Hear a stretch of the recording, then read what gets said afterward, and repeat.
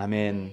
오늘 말씀을 영원한 하나님 나라와 그리스도의 통치라는 제목으로 말씀을 나누도록 하겠습니다. 말씀을 위해서 다시 한번 저희들 기도하도록 하겠습니다. 하나님 아버지, 저희들 다니엘서 말씀을 연속 강의 설교로 듣게 하시고 역사서를 끝내고 이제 예언서로 돌아가면서 예언서를 통해서 역사서에서 우리가 놓칠 수 있는 부분, 더 중요한 가치, 더 중요한 믿음에 대해서 예언서를 통해서 확인하게 해주심을 감사합니다.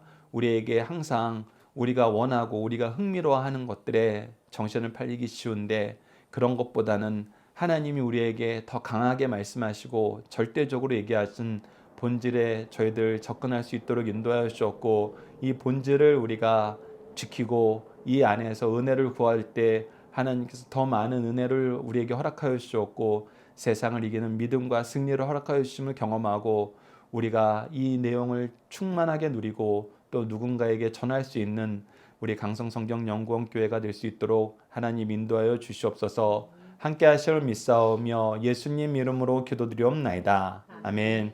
자, 우선 여러분들이 오늘 말씀을 보면서 여러분들이 스스로 이제 묵상하면서 답을 달아야 되는 그 문제들 하나씩 확인하도록 하겠습니다. 우선 1번 문제는 다음과 같습니다. 하나님 나라의 통치의 특징은 무엇인가요? 이거는 오전 예배의 말씀이에요. 새벽 예배 말씀. 새벽 예배 때 이 네 가지를 얘기했는데 이 네 가지를 기억하면서 오늘 말씀을 보는 게 은혜스럽기 때문에 이 부분을 이제 복습용으로 넣어놨고요. 자, 두 번째 문제는 예수 그리스도는 어떻게 이 세상에 오시나요? 이것은 예수님의 오심에 대한 오늘 본문 말씀의 설명을 우리가 이해할 수 있도록 이 성경 두 군데를 여러분들에게 소개해놨습니다. 이사야서 7장 14절과 계시록 1장 7절이 무엇인지 여러분도 오늘 보면 설교 들으시면서 꼭 확인하시고 이게 오늘 다니엘서 7장 13절 이 내용과 연결되는 거구나. 이 내용을 여러분들이 기억하셔야 됩니다. 그 세 번째 문제는 함께 읽어보도록 하겠습니다. 시작. 예수님은 누구의 명령으로 이 땅에 오시나요? 자, 예수님은 누구의 명령으로 이 땅에 오시나요? 이거 우리가 이미 알고 있지 않나요? 누구의 명령이죠? 예, 성부 하나님의 명령입니다. 네 번째 문제 함께 읽겠습니다. 시작. 예수님이 다시 오시는 때는 누구만 알고 계시나요? 이거 새벽 예배 때도 얘기하고 우리가 자주 얘기했던 거예요. 우리가 시기는 어렴풋이 알 수 있어요. 어렴풋이 알는다는 것은 하나님께서 말세 때 예수님이 다시 오실 때 징조에 대해서 요한계시록에서 알려주신 거예요. 근데 무엇은 몰라요? 때가 언제인지 정확하게 꼬집어낼 수는 없어요. 왜 그러냐면 이거는 천사도 모르고 예수님도 모르고 누구만 아세요? 예, 성부 하나님만 알고 계신다고 예수님이 직접 마태복음 24장 36절에 얘기하셨습니다. 이 내용 여러분들 잘 기억하셔야 돼요. 이 내용 기억하는 것이 우리가 말세 때 우리를 흔드는 이단들을 구분할 수 있는 가장 중요한 키 중에 하나라고 했어요. 첫 번째가 예수님 오는 날짜 모르는데 사람들의 환심을 사고 자기가 주목을 받으려고 이거 얘기해요. 예수님 언제 오신다. 내가 들었다. 성경엔 기록 안 돼 있지만 하나님이 나에게 특별하게 얘기해주고 예수님이 나에게 특별하게 얘기해주고 성령께서 나에게 특별하게 얘기해줬다. 그러면서 이렇게 얘기하는 사람들이 있어요. 근데 그거 틀린 겁니다. 그거 얘기하는 순간 하나님의 말씀과 위배되는 거예요. 근데 가장 그게 효과적이기 때문에 이걸로 유혹합니다. 그래서 여러분들 이건 잘 구분하셔야 되고요. 5번 문제 읽어보도록 하겠습니다. 시작. 하나님의 나라의 기원과 영역과 기간은 어떻게 되나요? 이것이 오늘 본문 말씀 7장 14절 말씀의 핵심입니다. 이 하나님 나라가 이렇게 다르다는 거예요. 그래서 이렇게 다른 나라를 너희들한테 소개해주고 있는데 너희들은 여전히 무엇에만 포커스를 두고 있다? 바벨론에만 포커스를 두고 있다. 메디아 바사에만 포커스를 두고 있다. 헬라에만 포커스를 두고 있다. 로마에만 포커스를 두고 있다. 저도 그래서 사실 다니엘서 역사서를 보면서 이 바벨론이란 나라 대단했구나. 특히 느부갓네살이라는 왕은 정말 하나님이 철저하게 쓰셨구나. 그래서 오히려 바벨론에 더 관심을 많이 받게 됐어요. 그런데 아니에요. 하나님은 우리에게 어디에 포커스를 두고자 하는 거냐면 하나님 나라. 세상 나라는 이런데 하나님 나라는 이렇다. 그러면서 우리에게 비교해서 보여주시는 거예요. 그래서 너희들은 하나님 나라 백성으로 삶을 기뻐해라. 그래서 6번 문제가 그것을 연결됩니다. 6번 문제 한번 읽어봅시다. 시작. 하나님 나라의 통치를 믿고 의지하는 사람들은 어떠한 삶을 사나요? 다니엘과 세 친구가 어떻게 살았는지, 또 우리의 믿음의 조상들이 히브리서 11장 36절에서 40절 말씀에 어떻게 살았는지, 어떻게 그렇게 살 수 있었는지 우리가 오늘 본문 말씀을 통해서 확인하고 담대히 세상을 이기는 삶을 살았으면 합니다. 마지막 질문도 읽어봅시다. 시작. 우리를 하나님 나라 백성 삼으시기 위해 예수님은 무엇을 이루셨나요? 도대체 우리에게 이 은혜 주시기 위해서 예수님이 하신 일이 무엇인가? 이 말씀도 우리가 히브리서 2장 9절에서 10절 말씀을 통해서 확인하는 시간 갖도록 하겠습니다. 우선 우리가 새벽 예배 복습을 좀 해야 됩니다. 영원한 하나님 나라의 통치자 예수 그리스도에 대해서 13절에 얘기하면서 하나님 나라의 통치에 대해서 얘기해줘요. 첫 번째는 하나님 나라의 통치는 옛적부터 항상 있었다. 그러니까 이 세상을 다스리는 첫 번째 권위, 첫 번째 권능은 누구로부터 시작했냐면 하나님으로부터 시작하였고 하나님 나라에서 이것이 선언되었어요. 그 대표적인 장소가 에덴 동산이었죠. 하나님께서 이 세상을 다스리고 정복하라고 아담과 하와에게 명령하셨어요. 그래서 이 통치의 역사가 시작한 거예요. 그리고 여러분들 이 통치의 역사가 시작했을 때 하나님이 일하시는 것이었는데 그때 드러나는 것이 무엇이었는지 이 세 가지를 오늘 오후 예배 때 우리가 같이 함께 나누게 됩니다. 이 소율의 문답 기초로 우리가 성경 공부 교재 만든 거여서 이 내용이 오늘 선포돼요. 그래서 여러분들 오후 예배 때도 연결해서 보시면서 이 나라의 통치는 영원 전부터 있었고 지금도 영원하다. 그래서 옛적부터 항상 있었던 통치다. 두 번째는 하나님의 통치는 의롭고 거룩하다. 이 나라의 통치가 누구에게는 좋고 누구에게는 나쁜 거 아니에요. 이러면은 거기는 항상 상처받는 사람이 있고 약자가 항상 노력을 당하는 그런 역사가 있습니다. 오히려 그거를 정당하다고 얘기해요. 그것이 당연하다고 얘기해요. 그래서 거기에서는 의를 우리가 거룩을 기대할 수 없어요. 근데 하나님 나라는 온전하다는 것입니다. 모든 사람들이 동의할 수 있는 진리의 말씀으로 의와 거룩이 넘친다는 거예요. 그리고 세 번째는 의와 거룩이 넘치는 걸로 끝나면 안 돼요. 이것이 구현돼야 돼요. 그것이 성취돼야 됩니다. 그것이 바로 정의로운 통치예요. 그래서 하나님의 통치는 정의롭습니다. 반드시 선악간에 심판을 하세요. 그 내용을 우리가 아침 말씀인 다니엘서 7장 9절 후반절에서 10절 상반절에 기록되어 있습니다. 여러분들 9절 후반절 10절 상반절 이 내용 함께 읽어보도록 하겠습니다. 시작.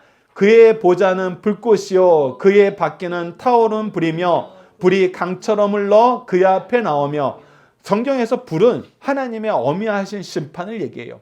정의로운 심판을 얘기하거든요. 그래서 그게 보좌에 타오르고 그의 통치의 규에 타오르고 그리고 그의 앞에 타오른다는 거예요. 그래서 그 앞에 있는 자들은 하나님의 정의의 통치를 거부할 수가 없어요. 이것이 이루어지지 않는 경우가 없어요.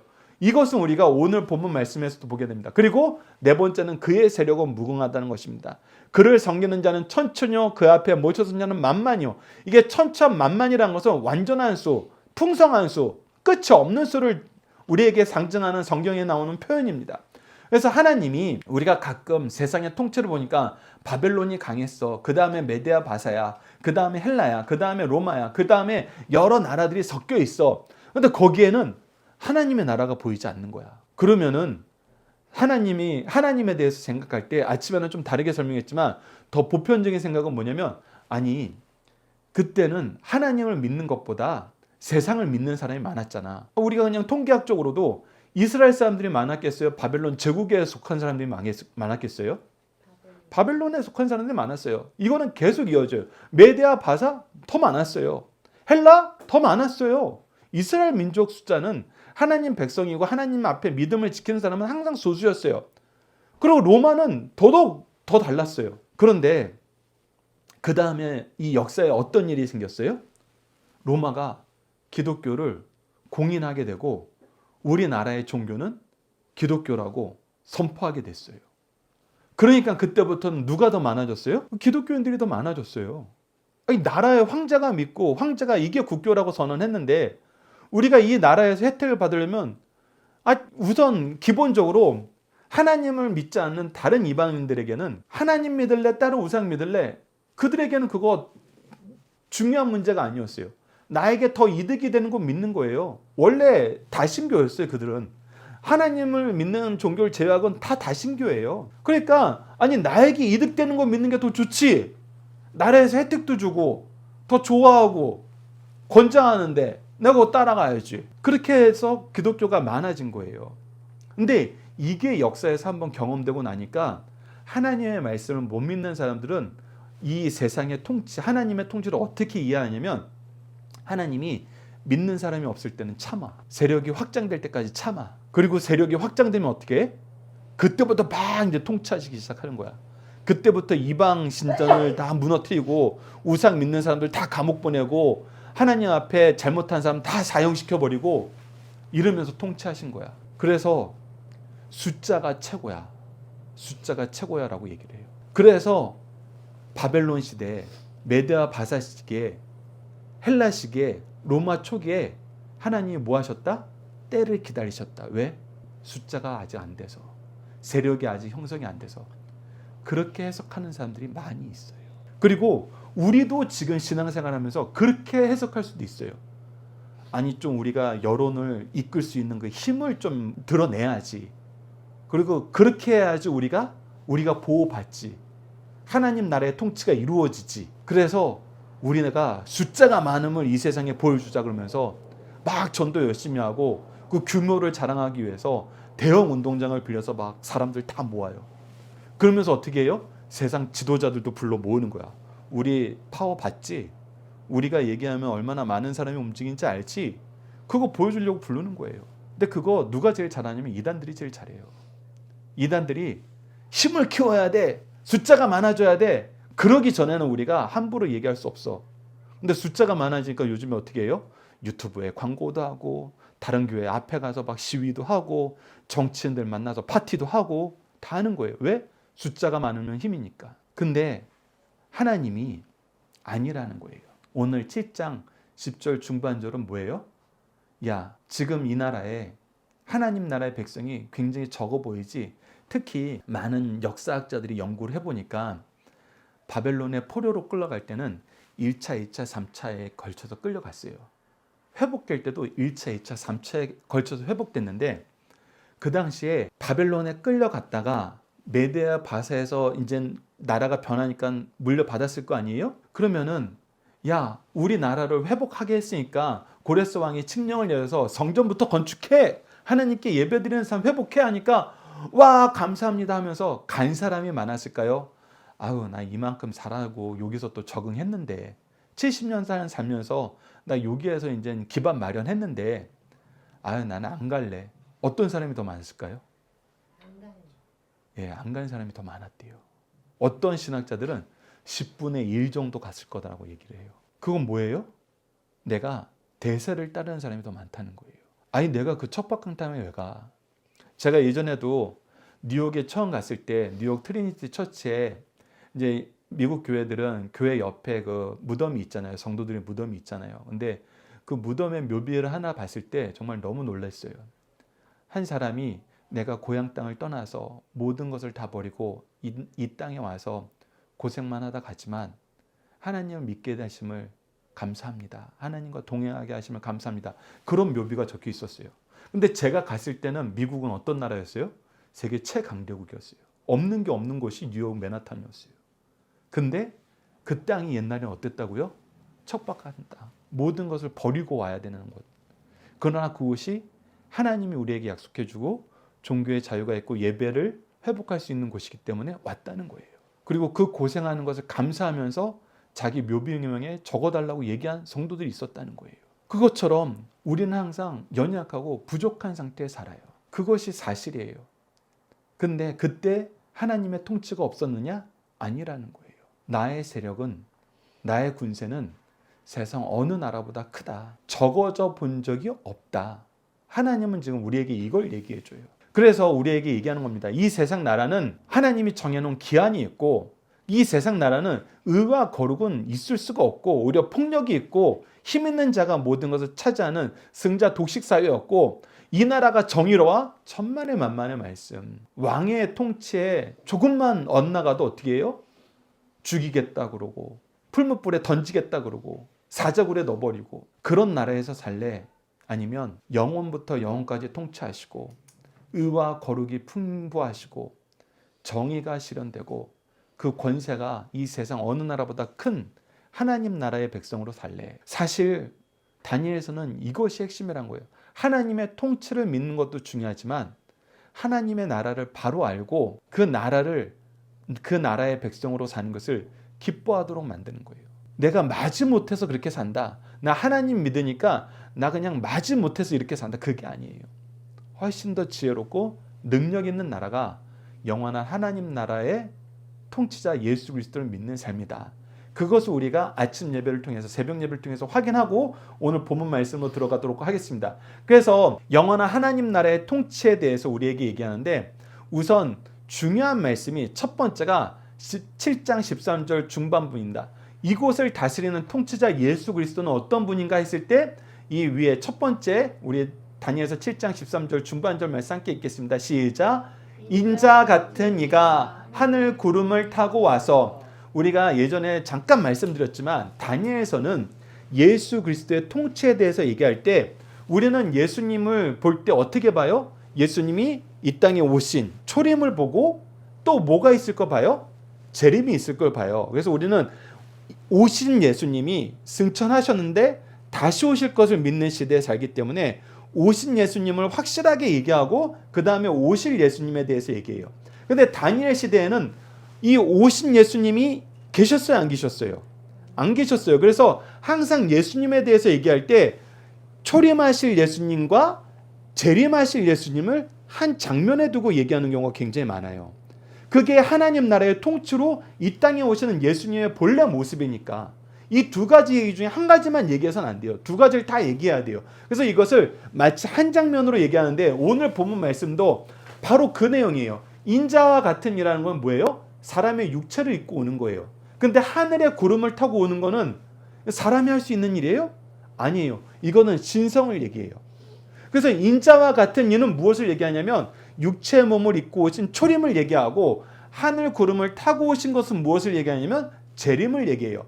그래서 제가 여러분에게 소개시켜드리고 싶은 성경 구절이 두 가지예요. 초림을 미리 얘기한 이사야서 7장 14절과 재림을 얘기해주는 계시록 1장 7절을 여러분들에 소개해놓고 이 내용을 다니엘서는 같이 소개하고 있다. 여러분들 이 부분을 먼저 이해를 하셔야 돼요. 그래서 이사야서 7장 14절 말씀 함께 읽어봅시다. 시작. 그러므로 주께서 친히 징조를 너에게 주실 것이라. 보라, 처녀가 잉태하여 아들을 낳을 것이요 그의 이름을 임마누엘이라라. 임마누엘은 하나님께서 우리와 함께 하신다는 뜻이에요. 엘이 하나님이고 임마누엘이 이제 함께 하신다는 뜻이에요. 그래서 이 내용은 뭐예요? 예수님께서 육체를 입고 이 땅에 태어나신다는 걸 얘기해요. 바로 초림을 얘기하는 거예요. 근데 이때 예수님이 왜 육체를 입고 태어나셨어야 됐어요? 우리를 위해서 단번에 드려지는 영원한 제사의 제물이 되셔야 되기 때문에. 그래서 육체의 몸을 입고 오셨어야 됐어요. 우리의 제물이 되기 위해서. 근데 재림 때는 어떻게 돼요? 부활하신 몸, 영광스러운 몸을 가지고 그가 올라가신 그때로 내려오실 거라는 그 말씀대로 구름 타고 내려오세요. 영광의 몸으로 내려오세요. 그것을 계시록 1장 7절에서 확인할 수 있습니다. 계시록 1장 7절도 읽읍시다. 시작.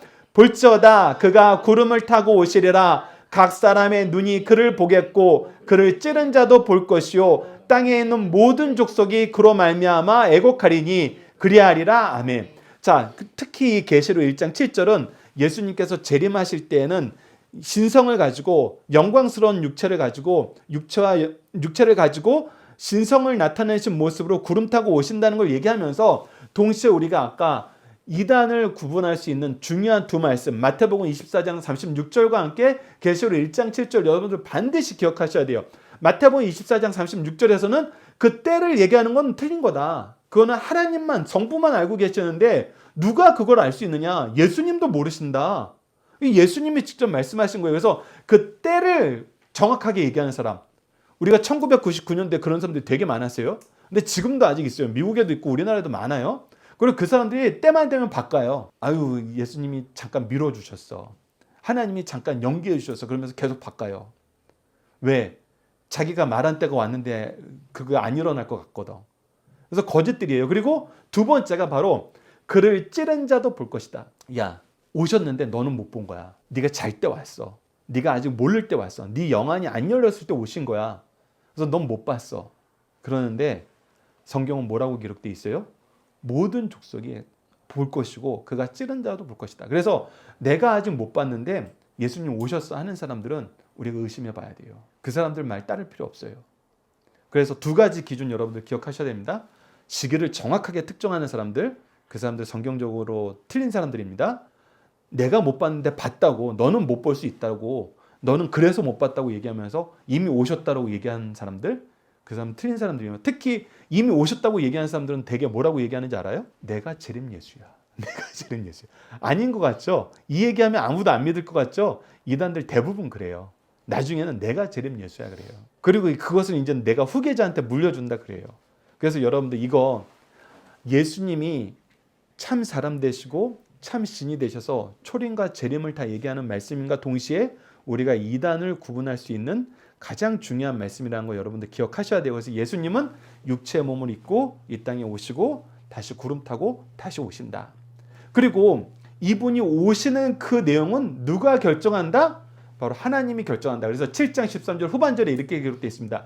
옛적부터 항상 계신 이에게 나아가 그 앞으로 인도되며. 그래서 예수님이 자의로 딱 기회를 보다가 이때인 것 같아 하고 딱 오는 거 아니에요. 철저하게 하나님의 명령대로 오세요. 초림도 그랬고 재림도 그랬어요. 하나님이 허락하신 그때 오시는 거예요. 그래서 이게 임의대로 이루어지는 것이 아니다. 성부 하나님의 계획 안에서 하나님의 계획하신 그때 정확하게 이루어진다. 그래서 마태복음 24장 36절 새벽 예배 때 읽었고 조금 전에도 말씀드린 그 내용입니다. 함께 읽읍시다. 시작. 그러나 그날과 그때는 아무도 모르나니 하늘의 천사들도 아들도 모르고 오직 아버지만 아시느니라. 근데 저는 이 말씀이 더 은혜가 되고 왜 우리에게 정확한 날짜를 허락해 주지 않으셨을까 했을 때 제가 살아보니까 야 이거 정확하게 얘기해 줬으면 나도 안 믿었을 것 같다. 믿는 척은 할 수 있는데 안 믿었을 것 같다 그래요. 제가 요즘에도 이런 일 저런 일 하면서 시간이 딱 정해진 게 있어요. 딱 정해진 일들을 할 때에는 내가 가끔 그거 열심히 못할 때가 있어요.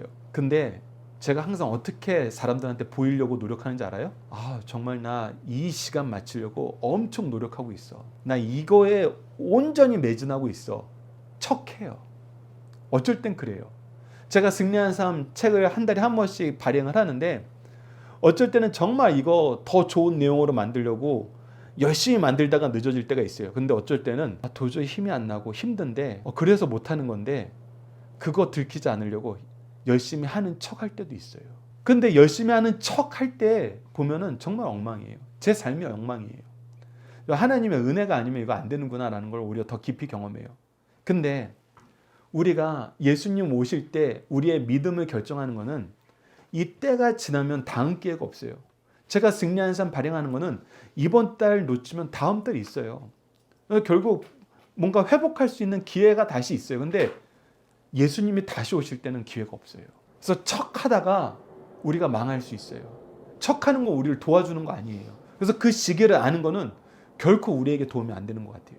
제 개인적인 경험은 그것을 너무 뼈저리게 느낍니다. 그래서 항상 깨어 있어야 돼요. 항상 준비해야 돼요.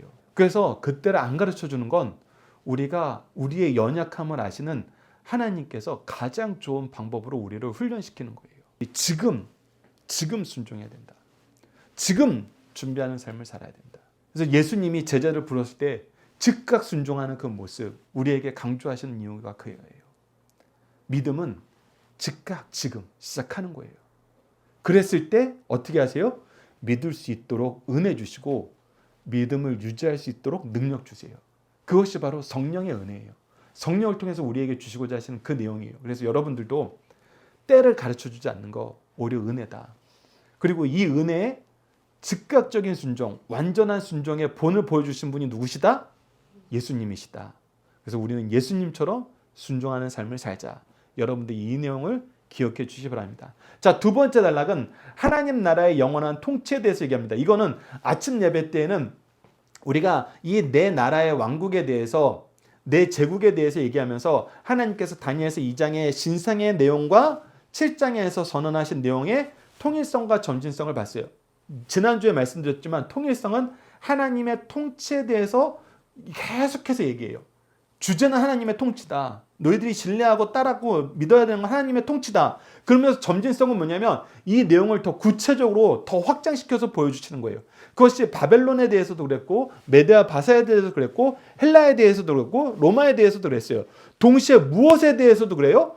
하나님의 영원한 나라, 예수 그리스도의 통치가 이루어지는 하나님의 천국에 대해서도 그 구체적으로 얘기해줘요. 그래서 그 구체적으로 얘기한 내용 중에 첫 번째 2장에서 얘기한 것이 바로 2장 44절 45절입니다. 제가 읽어드릴게요. 이 여러 왕들의 시대에 하늘에 하나님이 한 나라를 세우시니 이 세상 나라는 땅에서 세워졌어요. 근데 하나님의 나라는 어디에서 세워져요? 하나님을 통해서 세워져요. 하늘로부터 세워진 거예요. 이것은 영원히 망하지도 아니할 것이요 국권이 다른 백성에게 돌아가지도 아니라. 근데 이 나라의 특징은 망하지 않고 그 국권이 그 백성들에게서 빼앗김을 받은 적이 없다는 거예요. 이 제국들은 바뀔 때마다 이 국권이 바뀌었고 나라가 바뀌었어요. 하지만 하나님 나라는 그렇지 않다는 거예요. 도리어 이 모든 나라를 쳐서 멸망시키고 영원히 설 것이요 손대지 아니한 돌이 산에서 나와서 쇠와 녹과 진흙과 은금을 부서뜨릴 것을 왕께서 보신 것이라. 그래서 마지막 나오실 예수 그리스도께서 이 모든 나라를 심판하신다는 거예요. 그 심판을 통해서 하나님의 영원한 나라가 이루어진다는 것입니다. 근데 여러분들 조금 전에 설명드렸던 대로 이것은 무엇이라고요? 예수님의 초림과 재림을 다 얘기하는 것이다. 그래서 초림을 통해서 시작되었고 재림을 통해서 완성되었다. 이것을 여러분들 기억하시면서 이것을 우리에게 좀 더 구체적으로 보여줄 때, 오늘 점진성을 가지고 구체적으로 보여줄 때 어느 말씀을 통해서 보여주시냐면 바로 다니엘서 7장 14절입니다. 다니엘서 7장 14절 말씀 우리가 같이 함께 읽어보도록 하겠습니다. 시작.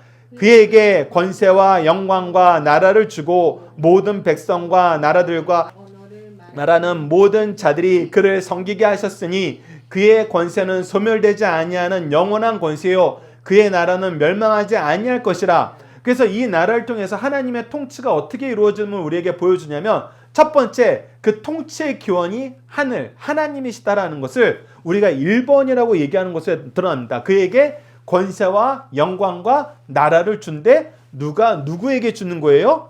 하나님께서 예수님께, 성부께서 성자에게 주신다는 거예요. 그래서 그 통치의 기원이 하늘에 있는 것으로 이것이 땅에 있는 나라들과 다르다. 우리가 다니엘서 7장 전반절을 보면은 하나님께서 바람을 불어서 이 바다에 가게 하시고 그 바다에서 이 세상 나라들이 나타났어요.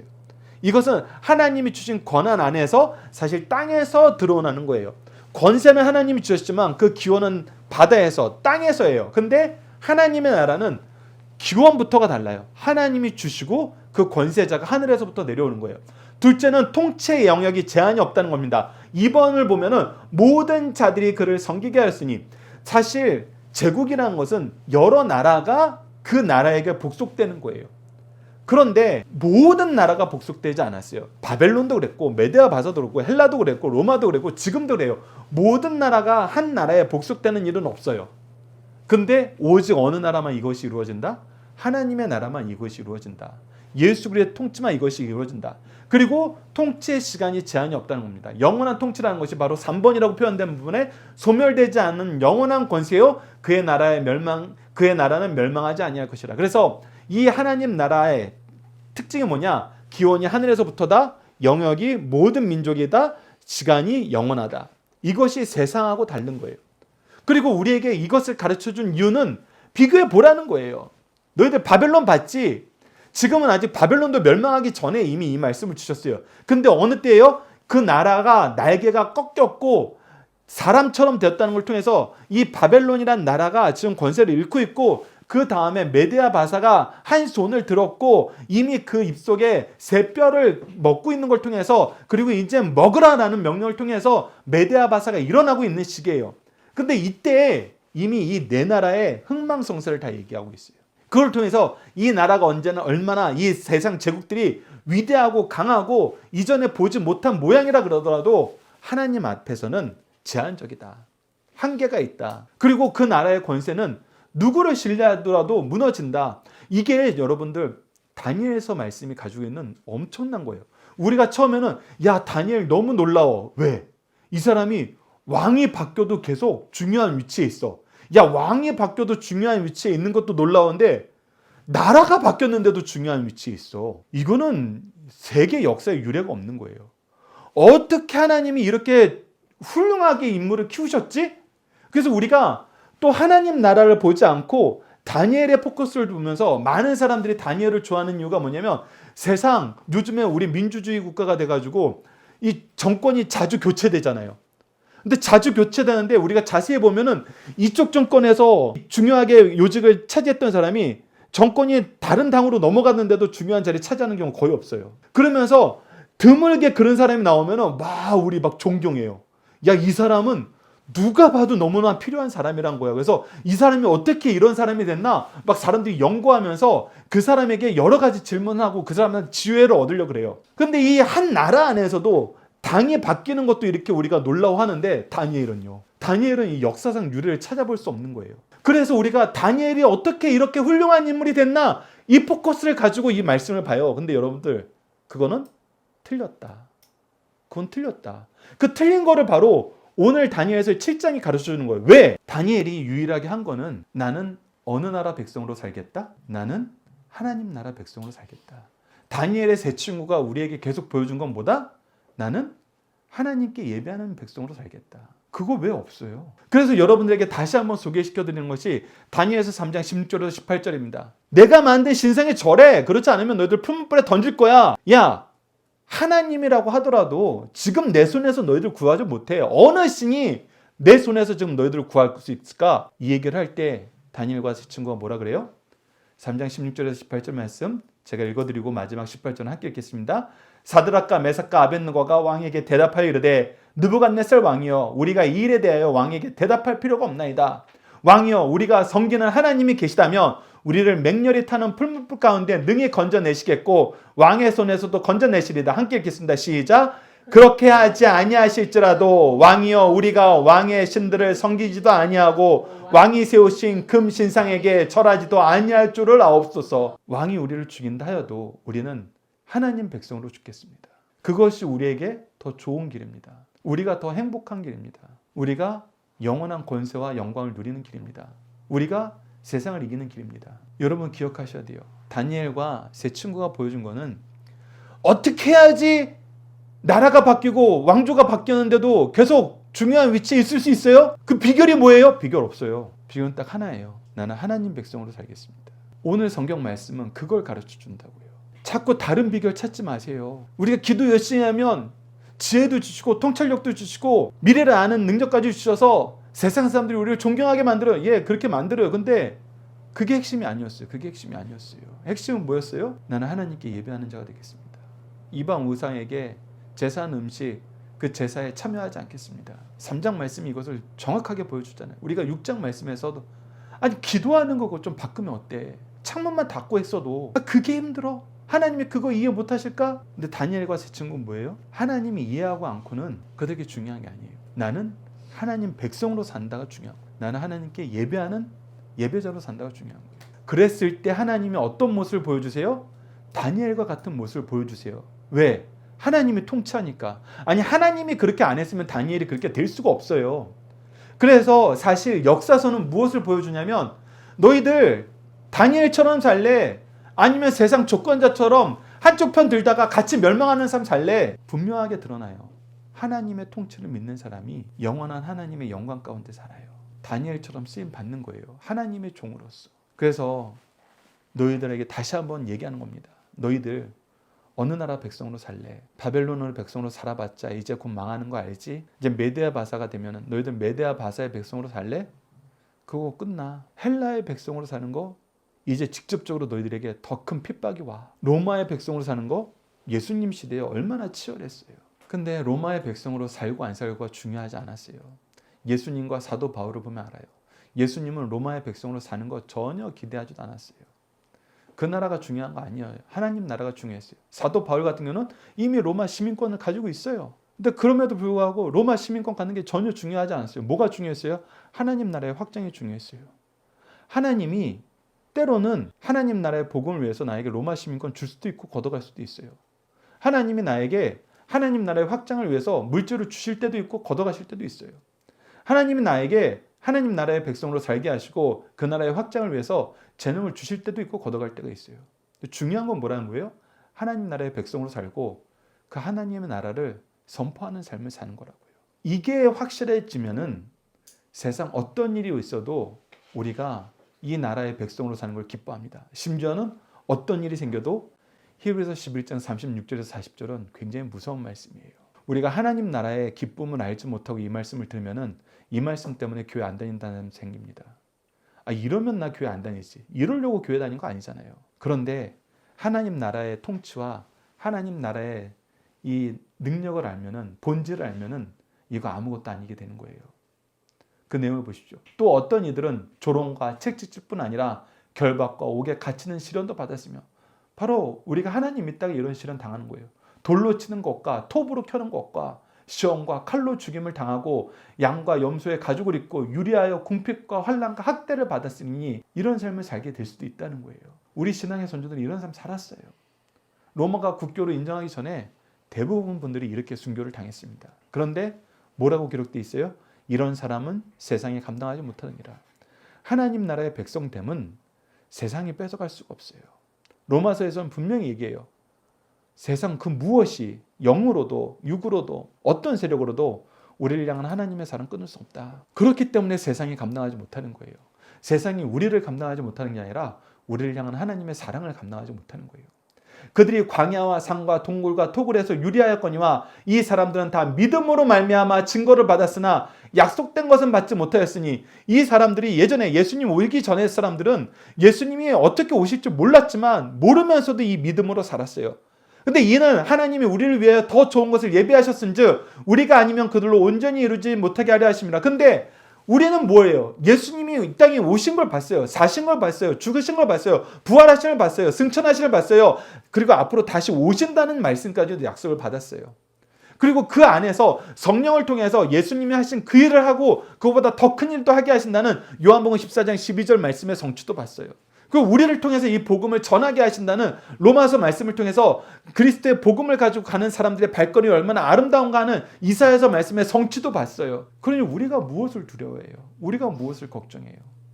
이 나라의 백성으로 살 때는 항상 승리하는데, 하나님이 함께 하시는데 이 믿음을 가지고 살게 된다고 합니다. 그러면서 동시에 우리에게 이 믿음을 가지게 하시기 위해서 예수 그리스도께서 하신 일이 무엇인가? 그 부분이 히브리서 2장 9절에서 10절에 나옵니다. 우리는 여기까지 볼 줄 알아야 됩니다. 이것을 안 보면은 히브리서 11장 말씀 우리가 소화를 못해요. 근데 이 히브리서 2장 말씀을 알기 때문에 히브리서 11장 말씀이 소화되는 겁니다. 우리 히브리서 2장 9절에서 10절 함께 읽어봅시다. 시작. 오직 우리가 천사들보다 잠시 동안 못하게 하심을 입은 자 곧 죽음의 고난을 받으심으로 말미암아 영광과 존귀로 관을 쓰신 예수를 보니 이를 행하심은 하나님의 은혜로 말미암아 모든 사람을 위하여 죽음을 맛보려 하심이라. 그러므로 만물이 그를 위하고 또한 그로 말미암은 이가 많은 아들들을 이끌어 영광에 들어가게 하시는 일에 그의 구원의 창시자를 고난을 통하여 온전하게 하심이 합당하도다. 즉 우리도 예수님도 어떤 삶을 사냐면 천사들보다 잠깐 못한 삶을 살아요. 근데 우리가 예수님이 이러한 육체를 입고 우리가 경험하는 거, 예수님이 경험한 건 뭐냐면 죽음의 고난을 받으신 예수님이란 거예요. 그런데 그분이 어떤 분이에요? 영광과 존귀로 관을 쓰신, 죽음의 세력을 이기고 하나님의 은혜의 역사에서 승리하는 삶을 산다는 거예요. 그런데 이 고난과 이 승리는 무엇을 위한 거예요? 하나님의 은혜로 말미암아 모든 사람을 위한 거예요. 모든 사람을 구원하시기 위한 하나님의 계획을 성취하시기 위한 거라고요. 그래서 예수 그리스도께서 죽음을 맛보시고 승리의 영광도 우리에게 맛보시게 해요. 그래서 우리로 하여금 무엇하는 삶을 살게 하냐면 우리도 예수 그리스도에게 많은 사람들을 이끌어 이 예수 그리스도께서 주시는 부활의 영광을 맛보는 삶을 살게 한다는 거예요. 그래서 아까 그 고난 때문에 우리가 때로는 죽어요. 때로는 순교해요. 그런데 그것이 우리에게 패배가 되지 않고, 그것이 우리에게 문제가 되지 않고, 그것이 우리에게 공포가 되지 않고, 그것이 우리에게 염려가 되지 않는 이유는 뭐예요? 바로 부활의 영광이 있기 때문에, 부활의 승리가 있기 때문에, 예수님이 이것을 친히 보여주시고 증명하셨고 약속하셨기 때문에. 그리고 이거는 우리만 아는 게 아니에요. 누구도 알아요? 세상, 사탄도 알아요. 그래서 때로는 말세가 오면 더 극심하게 유혹해요. 더 극심하게 괴롭혀요. 왜? 빨리 이 믿음에서 벗어나서 같이 망하자고. 같이 망하자고.